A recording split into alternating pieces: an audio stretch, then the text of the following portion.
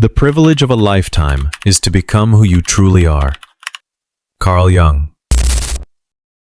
Have you ever felt invisible even when you're always there for everyone? Maybe being too available is the very thing that's making you feel unseen. You give, you show up, you care, but somehow, the more present you are, the less present people seem for you. It's a strange paradox that Carl Jung understood well. The more we abandon ourselves to meet others, the further we drift from our true center. Jung believed that withdrawing from constant availability isn't selfish, it's a radical act of self-respect. In a world that often rewards overextension, choosing to step back can feel unnatural, even guilt-inducing. But it's in that sacred space of intentional distance where we begin to reclaim our worth. Being less available is not about building walls, it's about building inner clarity. It allows us to recognize what we truly value, what relationships nourish us, and where we've been losing ourselves in the noise. In this video, we'll explore how being less available isn't about isolation, it's about integration. We'll dive into Jung's insights on the shadow, the self, and the need to set boundaries that honor your depth. Because sometimes, the most powerful thing you can do is simply not be there, not out of spite, but out of strength. This isn't about playing games or seeking control. It's about living from a place where your presence means something, because it's no longer given away freely without thought. So if you've ever felt like your constant presence is costing you your sense of self, stay with me. This journey might just bring you back home, not to others, but to yourself. Carl Jung believed that each of us walks through life wearing a carefully constructed mask, the persona. It's the version of ourselves we create to survive the demands of society, to gain approval, to play our part in relationships, careers, and communities. And in a way, we all need it. The persona helps us navigate the world. But the danger lies in believing the mask is who we are. Jung warned that when we over-identify with the persona, especially one shaped around pleasing others, we begin to lose touch with the deeper, more authentic layers of our being. This loss isn't dramatic or obvious at first. It happens slowly, quietly. You say yes one too many times when you mean no. You answer that late-night call when you're exhausted. You keep giving, even when there's nothing left to give. You show up again and again, not from love, but from fear.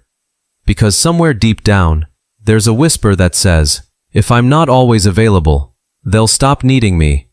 And if they stop needing me, maybe I don't matter at all. This is where excessive availability becomes not just exhausting, but psychologically damaging. When you're always accessible, always ready to help, always reachable, you begin to disappear in the very space you're trying to hold for others. Your sense of self-worth becomes fused with how much you do, how often you're there, how well you manage to avoid saying, I can't. Jung saw this as a fundamental fracture in the psyche. You become a reflection of others' expectations rather than a revelation of your own essence. You sacrifice being for the illusion of being needed. And in doing so, you erode the boundaries that hold your identity intact. The result? A subtle, chronic emptiness. You're surrounded by people, yet feel unseen.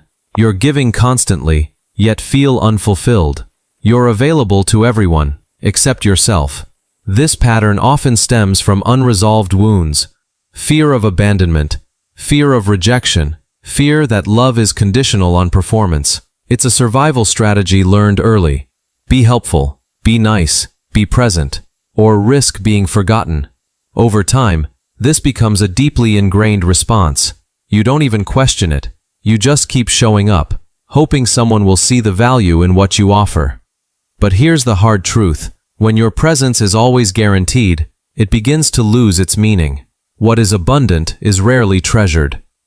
Psychologically, this way of living traps you in a cycle of external validation. You become addicted to being needed because it gives you a sense of worth. But that worth is unstable. It's built on others' demands, not your inner truth. Jung's work encourages us to break this pattern by turning inward, to examine not just what we're doing, but why we're doing it. Are you saying yes out of love and alignment, or out of fear and guilt? Are you showing up because it feels right, or because you're terrified of what might happen if you don't? A powerful place to start is through self-observation. Begin to gently notice the moments when you agree to something that doesn't feel true.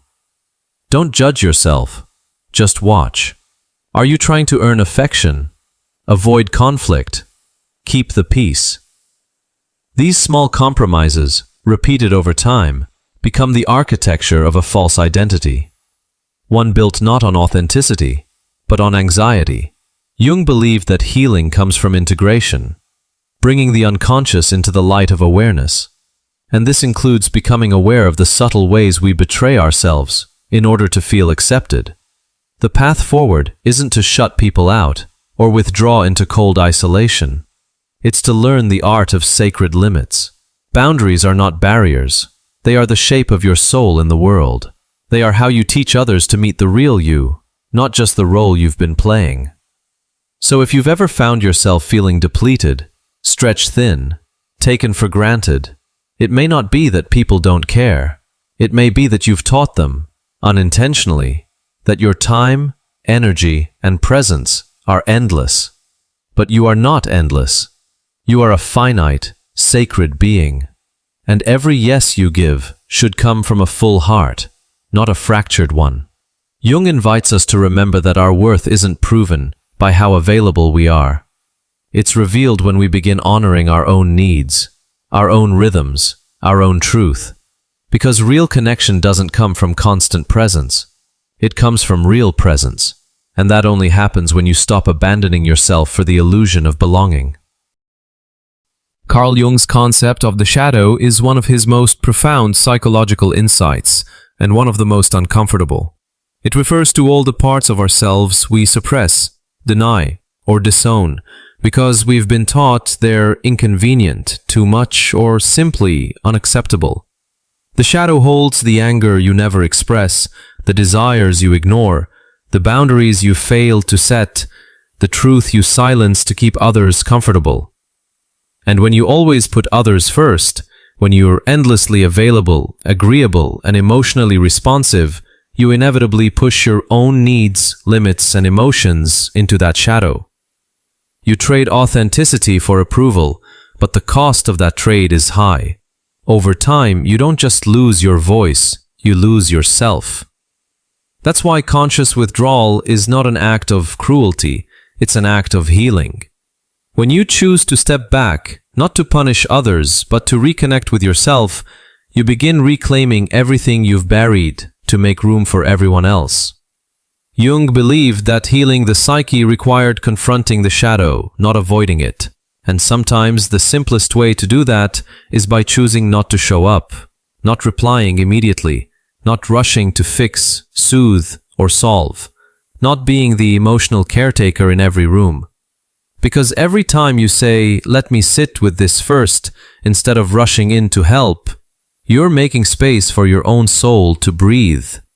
And here's the paradox. When you do that, something remarkable happens in your relationships. People begin to perceive you differently. Your absence becomes louder than your constant presence ever was. Partial withdrawal, the quiet choice to be less accessible, carries with it an unspoken power. You stop being a background character in your own life, and others are forced to confront your value. They either rise to meet you with genuine respect and effort, or they disappear. In both cases, you gain something: clarity. Because the ones who only stayed because you were always there, emotionally on call, energetically available, were never really with you. And the ones who stay after you begin honoring your own boundaries, those are the people who see the real you. Jung might say that true relationship begins only when both people show up as themselves, not as roles or projections. And self-respect is the gate through which authentic connection passes. When you stop overfunctioning, you give others the chance to step up or step out. Both outcomes serve your growth. You stop managing their emotions and start managing your own alignment. You stop sacrificing your time and peace just to feel needed. You begin to realize you don't have to be constantly available to be deeply loved. You just have to be real. Now, this doesn't mean pulling away from everyone and building emotional walls. It means practicing intentional space that gives both people a chance to notice what's real and what's just habit. You can start small. Choose a familiar situation where you'd normally respond right away. A text message, a call, an invitation, a moment of emotional pressure, and simply pause. Take a breath. Let silence do the talking. Ask yourself, do I want to respond right now, or do I feel obligated to? This brief pause is powerful. It breaks the automatic loop. It invites you to act from authenticity, not anxiety. Over time, these small choices begin to shift the dynamic of every relationship you're in. You'll notice who respects the pause and who demands your energy as if it's owed. You'll see who engages with you from a place of mutuality and who only knows how to take. And more importantly, you'll start seeing yourself differently. You'll stop feeling guilty for honoring your limits. You'll stop measuring your worth by how available you are, because you'll realize your time, energy, and presence are sacred, and treating them as such is not selfish. It's sane. Jung taught that until we make the unconscious conscious, it will direct our lives, and we will call it fate. Always being available might feel like your personality, like it's just who you are, but often it's a coping mechanism rooted in fear of abandonment, fear of not being useful, fear of not being loved unless you're doing something for someone else. Conscious withdrawal disrupts that narrative. It teaches you to sit with discomfort instead of overextending to escape it. It teaches you that your existence has worth even in silence, even in absence, even in stillness. Because in the end, respect doesn't come from availability, it comes from boundaries. It comes from how you hold yourself, how you protect your peace, how you say no without apology. And love, real love, is not threatened by your limits. It deepens because of them. So if you've been afraid that stepping back will cause you to lose people, ask yourself this. Are you really losing them, or simply losing the illusion that you ever had them? Jung would remind us that the journey inward is often marked by solitude, but never by loneliness. Because the moment you choose self-respect over self-erasure, you don't just change your relationships, you change your entire life. In a world that often confuses kindness with self-abandonment and connection with constant emotional availability, setting boundaries can feel like a radical act. But as Carl Jung emphasized through individuation, the psychological process of becoming your most authentic self cannot happen without clear personal boundaries. Not walls, not emotional detachment, but conscious, healthy limits that protect your energy, your time, and your inner truth. The difference is subtle but profound. Emotional isolation is rooted in fear, the fear of being hurt, rejected, or vulnerable. Healthy boundaries, on the other hand, are rooted in self-respect. They're not about pushing people away. They're about deciding who gets close, and on what terms. They're not acts of punishment, but of clarity. And clarity is love, for yourself first. So many of us were conditioned to say yes when we wanted to say no. We learned to smile instead of speak up, to please instead of protect. Over time, that pattern fragments your identity. You begin to confuse being liked with being seen. But the truth is, every time you override your discomfort to make someone else comfortable, you abandon yourself a little. And the cost of that abandonment adds up.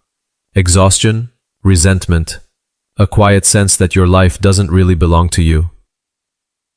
That's why reclaiming your value begins with a single act of honesty. The courage to define what is and isn't okay with you. Saying no isn't rejection, it's recognition of your needs, your values, your worth. It's not a declaration of war, it's a declaration of self. When you set a boundary, you're not being unkind, you're being real. You're refusing to live on emotional autopilot. Jung believed that only through conscious awareness, through bringing the unconscious into the light, could we stop being ruled by old patterns. And nothing reveals those patterns faster than the moments you feel guilty for choosing yourself. That guilt, That's the echo of an old version of you, the one who thought being loved meant being available at all costs. Letting go of that version doesn't mean becoming cold or distant. It means stepping into emotional adulthood. It means realizing that love without limits isn't love, it's enmeshment. And while enmeshment might feel like closeness, it's actually a form of loss, the loss of self. So what does it look like, practically, to reclaim your value through boundaries? Start by identifying 3 situations in your week that leave you drained. A certain conversation, a request you always say yes to out of obligation, a moment where your instinct says pause, but your fear says respond. Then choose one of them and set a clear boundary. Maybe it's delaying your reply. Maybe it's saying, I'm not available for this today. Maybe it's simply naming how you feel. Small shifts, repeated with intention, become new patterns. And over time, those patterns change everything. How people treat you, how you treat yourself, how aligned your outer life becomes with your inner truth. Because the moment you start showing up as someone with limits, you begin attracting people who can honor them, and repelling those who can't. That's not loss, that's alignment. And here's the deeper truth. You never lose anything real by being real.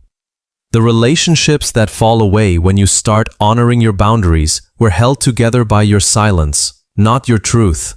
And that kind of connection was never safe to begin with. So don't be afraid to step back. Don't be afraid to say no. Don't be afraid to need space, time, or clarity.